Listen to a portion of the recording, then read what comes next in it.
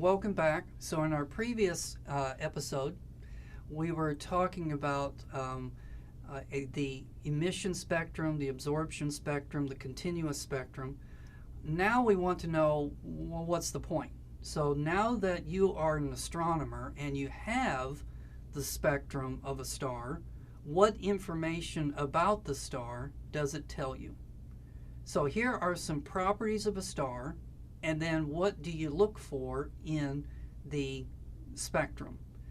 So the first one is you can tell what elements are in the star by looking at what lines you see. So if you see a red one, and then a bluish green one, and then a blue one, and a purple one, you know that there's some hydrogen in that star.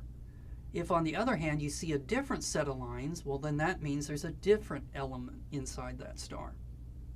Okay, the next one is we can tell the temperature of the star by looking at which color in the spectrum is the brightest. And so this gets back to Wien's law. So Wien's law was the one that said that the maximum wavelength was equal to 0.0029 divided by t. So you look for the brightest color in the spectrum, find its wavelength, plug it into this formula, solve it for t, and now you know the temperature of that star. Okay, another one is looking at the width of the lines. So far I've just been saying that it makes a certain set of colors of lines, but actually sometimes those lines can be thicker than at other times. So you see that these lines are a little bit fatter.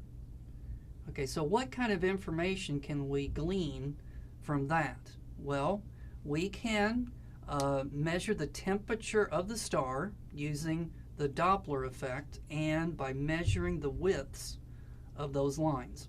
I'll show you in the appendix how to do that. We can also measure the turbulence inside of a star by using the width. I will show you in the appendix how to do that. And for my students who are watching this, you would not need to know about the turbulence thing.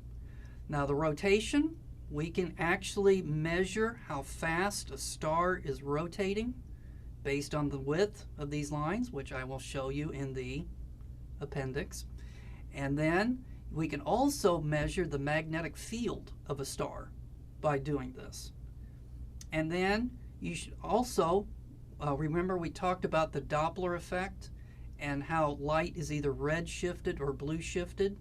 So I'll show you that these lines can be actually moved to the side because of this Doppler effect, which is very confusing because we have just gotten in our head that hydrogen is going to be a red, bluish green, blue, purple, but if it's been shifted because of the Doppler shift, so let's say that this thing is moving towards us, it's blue shifted, so each of these lines moves towards the blue end of the spectrum. Well, now our red line has turned into a orange line.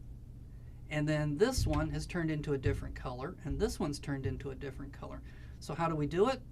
Well, we don't. A computer does it. So a computer has in its memory banks the exact distance between each of these lines. It doesn't care about colors. And so when a computer measures this distance, it doesn't see the colors, it just sees the distances between them, and it says, oh, that's hydrogen. So you can't fool the computer.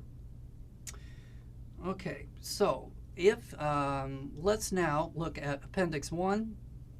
So this is pretty self-evident. Different elements have different colors. Okay, this one, again, I think you should understand it. You look for the brightest color and then plug it into the formula, and then that tells you the temperature. Okay, now this one, let's take a break, and when we come back, we'll do this appendix.